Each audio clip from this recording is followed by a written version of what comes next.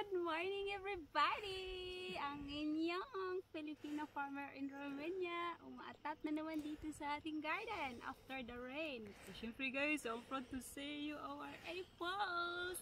Sa mga apples lover dyan, pwede na kayo pumunta dito. Ayan o, harvest na tayo. Anong gusto nyo? Kakain pa tayo ng isa dito.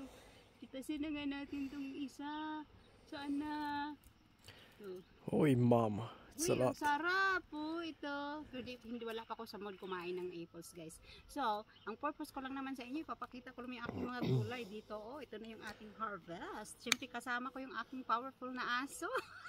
Powerful na aso, hoy. Powerful ka ba? Ha? Ikaw ba nagbigay nito? Ng bunga. Charot. So ayan guys, so far ganda ng ating mga harvest. Ang dami kong harvest ngayon. Kaya ito pa yung ating sunflower, mga inday, mga dudong. Tingnan nyo. Nag-iisang sunflower sa buhay ko.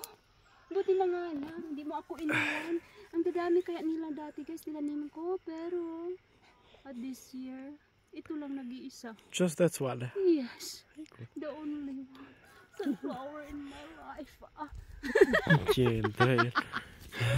So that's all about our video for today guys. I hope you enjoy watching. Let's go. Bye.